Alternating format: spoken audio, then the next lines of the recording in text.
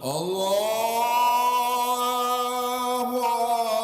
بسم الله أكبر. الرحمن الرحيم الحمد لله رب العالمين وصلى الله وسلم وبارك على خاتم الأنبياء والمرسلين وعلى آله وصحبه والتابعين ومن تبعهم بإحسان إلى يوم الدين. أما بعد، رب اشرح لي صدري ويسر لي أمري واحلل عقدة من لساني يفقه قولي. اللهم ابسط علينا رحمتك وانشر علينا من حكمتك وافتح لنا فتوح العارفين، ولا حول ولا قوة إلا بالله العلي العظيم. اللهم لا علم لنا إلا ما علمتنا إنك أنت العليم الحكيم. آمين يا رب العالمين. My dear respected brothers and sisters, welcome back once again. Assalamu alaikum wa rahmatullahi wa barakatuhu. In a new class. However, what we have in hand over here, last time we spoke about شروط وجوب الصلاة وشروط صحة الصلاة، لكن ما انتهينا من شروط الصحة، أليس كذلك؟ We didn't complete شروط الصحة. وماذا قلنا؟ We said that الشرط ما يلزم من عدمه العدم ولا يلزم من وجوده وجود ولا عدم. A shart is that, a condition is that which, if it's not available, basically not fulfilled, then that which is to be, fulfilled in itself, which literally is a prerequisite of a certain action, that certain action is regarded as what? As ma'doom, as if it's absent, it's not there. It's like Salah is not available, is absent if you do not have wudu, because wudu is one of the conditions for one to fulfill their Salah. So if you do not have wudu, Salah in itself becomes absent until you do wudu. But it doesn't mean if you have wudu, it necessitates prayer. You don't have to pray if you have wudu, because you would have wudu perhaps, but it's not salah time. Maybe you would have wudu, but it's the time where it's haram to pray, like after salat al-asr. And maybe you could have wudu for other reasons, and you don't really have to just every time you do wudu you pray. That is a shart. Lakin we said that there are shurut wujub and shurut sihha. I want you to remember these. Shurut wujub are conditions of obligation. A person is not obligated to fulfill certain acts and certain pillars in Islam if they do not fulfill and meet the requirements of these conditions. And you notice that Sheikh Naif al-Mubarak, حفظه he says that الفرق بين شروط الوجوب وشروط الصحة, we said, is that أن شروط الوجوب ليس في مقدور المكلف تحصيلها. شروط الوجوب, conditions of obligations, they are not in the capacity of whom? Of the mukallaf, the person that is what? Is commanded by Allah subhanahu wa ta'ala. لكن شروط الصحة, which is conditions of validity, they are in our hands, in our capabilities. Doing wudu is up to us. Unless if you don't have water, you still have to do what? Do tayammum. لاستباحة الصلاة. اعلم ذلك. And you notice that, for example, غسل النجاسة, washing away najasa, the izala of najasa, and استقبال القبلة, like any وما عدا ذلك إن شاء الله تعالى. لكن في الدرس الأخير تكلمنا عن طهارة الحدث. We said that we've spoken about طهارة الحدث, which there is minor and major impurity, and we've mentioned some according to Al-Ashmawiyah. And then we have طهارة الخبث, which is the actual najasa itself, the removal of najasa. And we said that, you notice that الأقرب في أقرب المسالك الدردير رحمة الله عليه أبو البركات, what does he say? He is Abu al-Barakat. He is a man that Allah gave him a lot of barakah in his life, and the book that he did as from Mukhtasar Khalil, it's literally, we say, it's the umda of the madhab. It is the pillar that the entire madhab does rely upon. And we call that the last stage of a student. When they finish, they memorize that text, around 250 pages, and then the next thing that they do is they go out through the sharh. And the sharh, maybe a sharh al-saghir, which is the small explanation, you find that it's around 10-12 volumes. But then you have a sharh al-kabir, which is even wider and bigger than that, nearly 20 volumes. And you have the hawashi, which is hashiyatul adwi, hashiyatul sawi. You have all of those, Allahul musta'an. These are ulama. They've literally done the job for us. You and I is just to do taqleed, because the madhab stopped, all the madhahib actually stopped developing. We're talking about maybe 600 years ago. And especially the Maliki scholar, he stopped developing from there. All of the qawaid and the usul and also the The furu' of the madhab that we have today is what we rely on. So we have to depend on that, inshaAllah ta'ala, and make very good use of it, bi'idhnillahi al-kareem. However, we said that taharatul khabath, and from among the many that we spoke about taharatul khabath is, for example, if you are praying and then in front of your mat where you are praying, or the earth where you're praying, right in front of you, not where you place your palms or your feet, there is najasa. Can you pray? As long as your forehead does not touch that, you are well and good. Lakin, if the najasa is under your sole, إلا إن تعلقت بأسفل نعل فسل رجله إلا أن يرفعها بها كما يقول الددير رحمة الله عليه. If that najasa is under the sole of your foot, you make sure that you do what? You lift your foot out by not lifting the shoe, so that the khabath can stay under the feet, under the sole, and then carry on with your prayer. But if you lift the najasa with you, خلاص بطلت صلاتك بطلت انتهى الأمر. يجب عليك أن تعيد الصلاة أبدا أبديا. الإعادة هنا أبديا وليس ندبا. The repetition of salah in this case, it is أبديا, it's a must. You don't have a choice, compulsory, and we don't call it nadban. Now, when you hear in the madhab, there are terminologies which we need to be familiar of, and you notice that among the terminologies we have is that تعيد الصلاة في الوقت, you repeat the salah in the time, and then you have تعيد الصلاة أبدا, okay, you repeat the salah أبدا, compulsory, ever. What does it mean? What's the difference between the two? Whenever you hear تعيد الصلاة في الوقت, then it is nadban. If you don't repeat the salah, your salah that you prayed is valid. لكن إذا سمعت تعيد الصلاة أبدا, it's amazing actually when you hear these terminologies. If you're not careful of the madhab, that's why we say a student who wants to learn and become a faqih or become a mufassir, become a muhaddith, they must go through the hands of scholars. لا يمكن أن تحصل العلم بنفسك. If you want to gain and attain knowledge by yourself, you literally be lost. You can't do it on your own. And I have experience firsthand, I'll tell you. No matter what Arabic you know, no matter how good you are, but there are things that you need to know from the madhab through the hands of the scholars. From one chest to another. That's how sacred our knowledge is. Allahu Akbar. So let's carry on. Now, taharatul khabath we explained, and we also explained about istiqbalul qibla, which is facing the qibla. And we said that from among the many things when it comes to istiqbalul qibla, we said that تجب مع الأمن والقدرة. استقبال القبلة is necessary with security and ability. Or security and ability. And we mentioned the scenarios of certain people. لكن ما عندنا اليوم, that which we have today, we have ستر العورة. كما يقول شيخ العشماوي الرفاعي رحمة الله عليه. And remember, this is a beginner text still. I always repeat this so that you can remember. I'm not really going to bombard you with so much, so that you can be clear. In front of me I have شرح الصغير لمختصر الدر الثمين لميارة, and then at the same time I have هداية المتعبد السالك, which is لشرح الآبي الشيخ الأزهري. You notice that he explained مختصر الأخضري as well at the same time. And all of these books, I am not using them and referring to them just because I did research. I'm being honest, dear brothers and sisters over here, إخوة الكرام. I'm using this after the ijazah of my Sheikh Ahmed Saad al-Azhari. He did not allow us to teach anything without learning first the entire text, and then we can teach. But anything beyond that which we haven't learnt, we don't have that right. So whatever I have learnt from my Sheikh, and I'm still pursuing my journey of learning, you notice that I'm doing what? I'm still learning bi'idhnillahi al-kareem. And this is something which we should share together so that we can be in the clear when it comes to the madhahib, especially the Maliki madhab. What makes it beautiful is because the madhab is really relaxed, subhanallah. It's very easy to follow and to abide by, and it has a lot of ways that it can assist your life today, especially when we come to satr al-awra. I'll give you an example.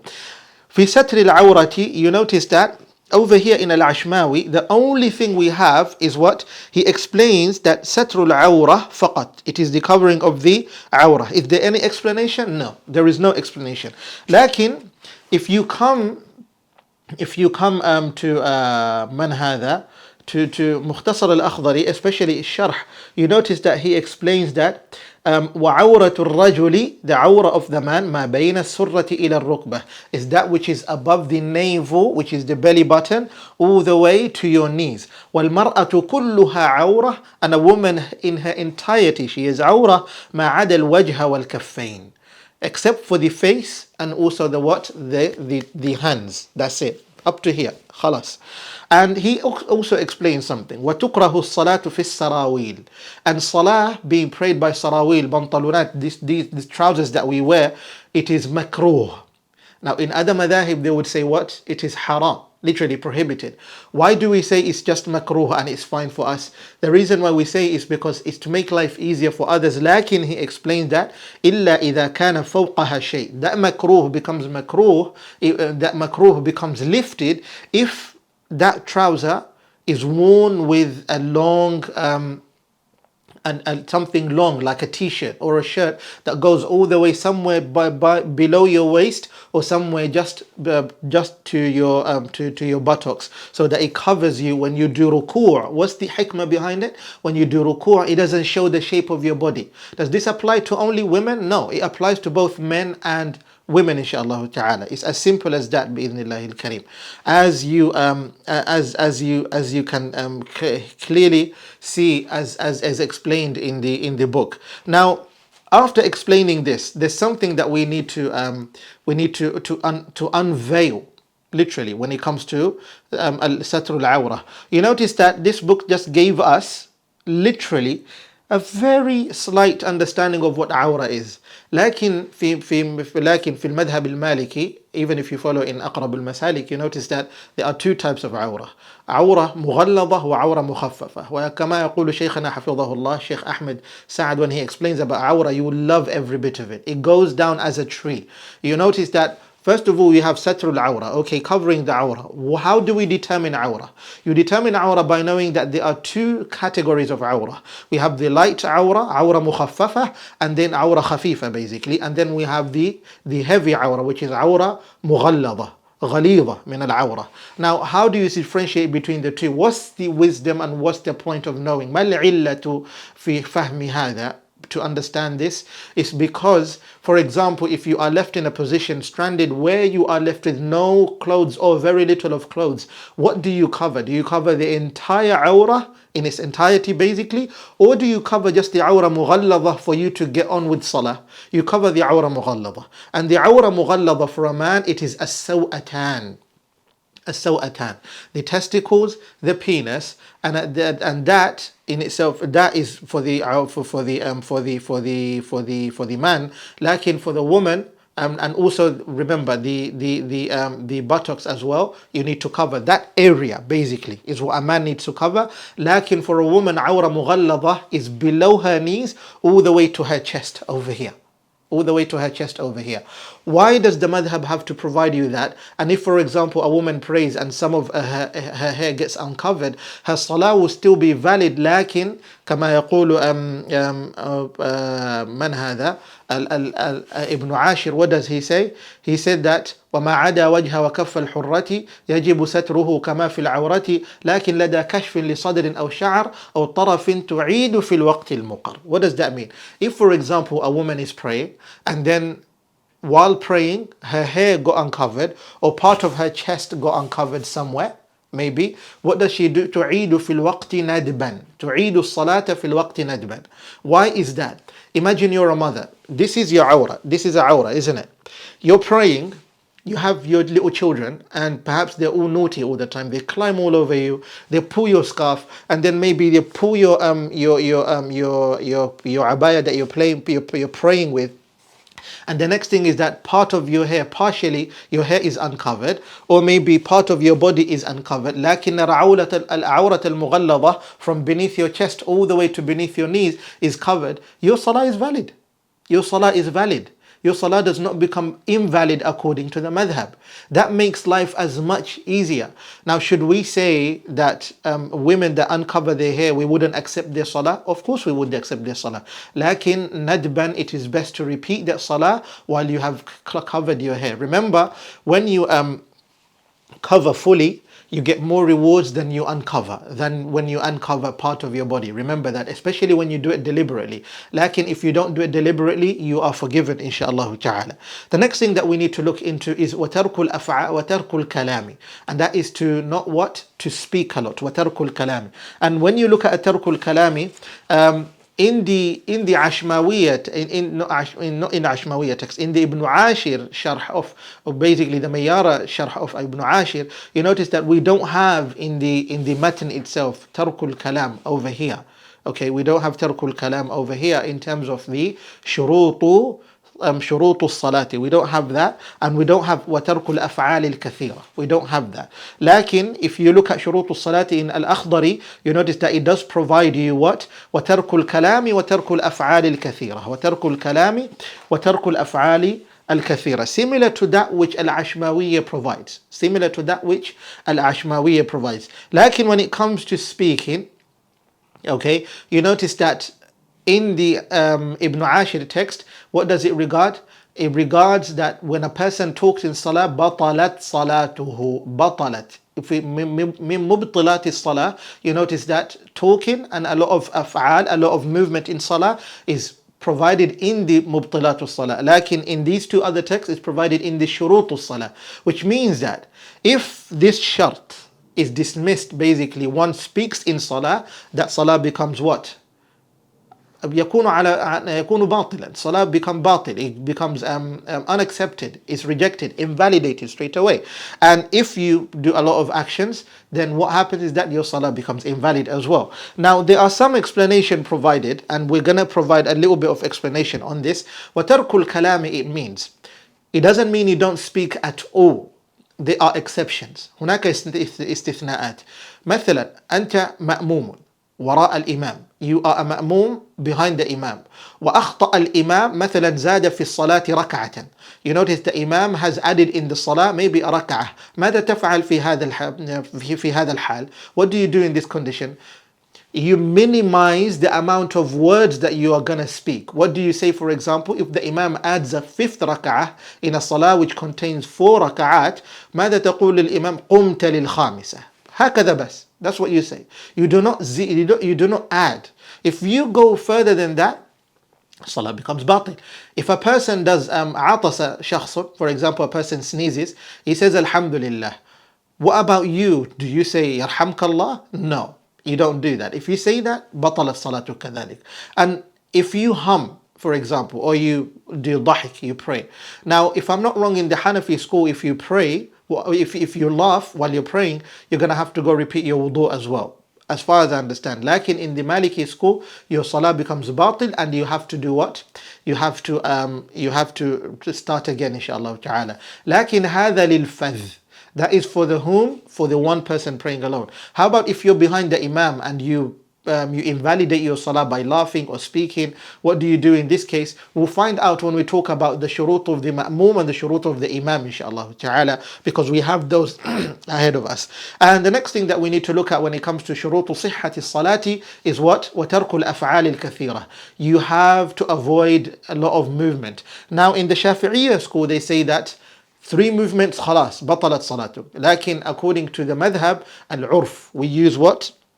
العرف. حتى يقول شيخ نايف المبارك, when he provided some short explanation in the text that he put together of the Ashmawiyah, because the one that we had earlier was a bit rough, and then Sheikh Naif al-Mubarak, mashallah, tabarakallah, حفظه الله ورعاه وثبته في الدين وطلب العلم, آمين يا رب العالمين. You notice that what did he do? He put the text together in the most beautiful manner and well designed, and then he provided a very short explanation by saying, وحد الكثرة, that which necessitates too much action is al-urf, that which the urf, the عادة, what we understand among the people. فالكثير من الأفعال الذي يخيل لمن يراه أنه ليس في صلاة. A lot of action is that which is regarded, for example, an imam is leading salah.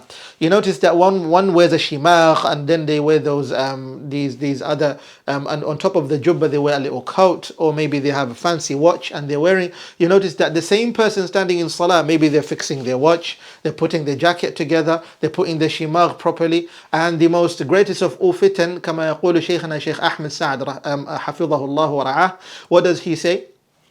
The biggest fitna of today's day and age is when a person calls you on your salah, especially taxi drivers.